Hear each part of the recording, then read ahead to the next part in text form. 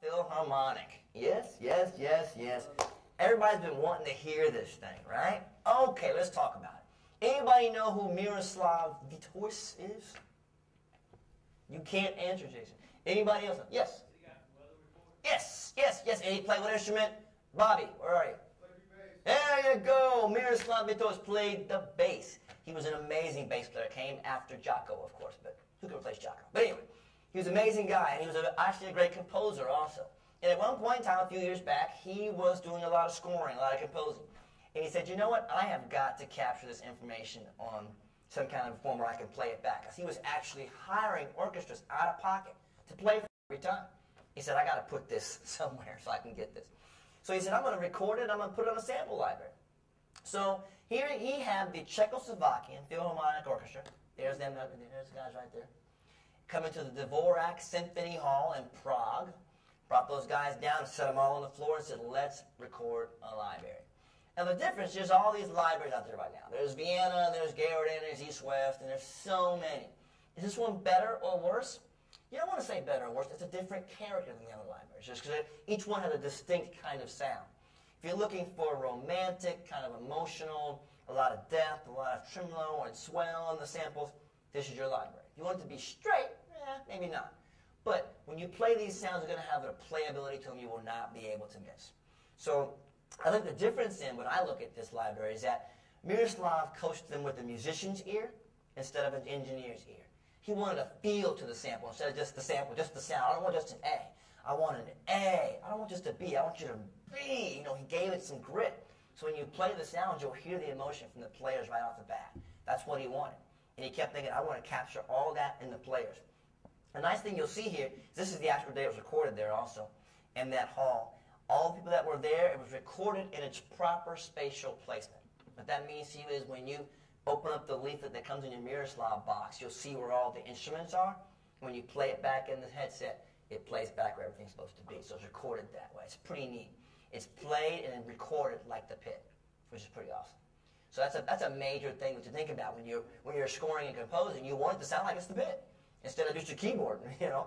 So big, big, big thing there. So Miroslav recorded the library, and he said, you know what, I'm going to use this for me. So for a while, he just recorded it for himself. But then people start finding out, those strings sound pretty good. He starts selling it on the internet. And originally, this library sold for like $4 grand. It was outrageous. Well, I said, you know what, that's a great library. And originally, you had to import it into like your Akai format or Roland or Yamaha or something. But we said, let's build a player around that. Let's give it a sample tank engine. So if you already have like the old Miroslav library, would you want this? Sure you would, because you wouldn't have to import anymore and fix up all the nuances, all that stuff. You just open up Miroslav, the player is ready to go. Also, we went back to the archives to Miroslav because he recorded quite a bit of a session. It was more than 3.5 gigs. He recorded like I think almost 20 gigs of a session. We went back to his archives, pulled more of it out. So he gave you almost 7.5 gigs of the sessions. There's a lot of stuff there. So you got all this double of information and the player with the sample tank sounds and the sample tank effects and control, all in one player. Now, like I said, the original library was almost $3 grand. This one sells for $4.99. So we built you a nice little kit to get you started.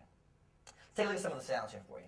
You've got brass, which is one of my favorites. How hard is it to get a really good trumpet on a keyboard? You know what I mean? You play the one on the keyboard and you know it sounds like Dookie. You know that, right? So let's pull up this trumpet just as a start. I always love this. Now see, look, I'm doing this on purpose. You notice there's no trumpet down here. If you open up your keyboard and you pull up a sound, like trumpet or violins, you got 88 keys of trumpets or 88 keys of violins, which is completely unnatural, unreal, and it won't make sense. So if you're a demo guy at home and you're recording your thing and you're playing trumpets down here, they're going to know you faked it because you can't play a trumpet down here at C1 or C2. So with Miro, he said, I'm only going to record the instrument where it's supposed to be played. So if you hit your little zone button over here, it shows you the range of that instrument. So when you're playing these sounds, you're not going to have 88 keys of violin. You're not going to have 88 keys of violas. You're going to have it where the instrument is set, period. So when you're composing, it's going to make more sense. When you were playing violins down here on your keyboard for your composition, they knew you were faking it because there was no violins down here. So now it's going to make you record better. It's going to make you a better composer. Now, the trumpet here, let's take a look. Give me a little volume on the trumpet because you want to hear this pretty good.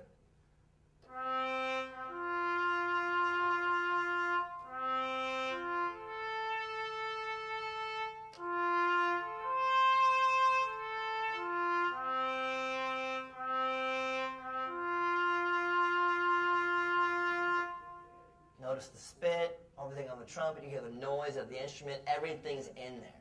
They really did a great job of capturing the reality and the realism of these samples. Another thing that we added onto this one was CSR reverb. I talked about that for sampling 2.5. If you want to add a little bit more reverb on it, even make it a little bit more alive, go to CSR reverb, and now it comes out even more.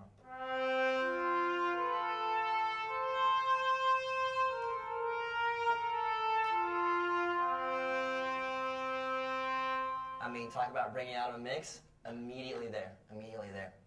Take a look at a couple more sounds here for you. Let's bump in here. I'm going to go to the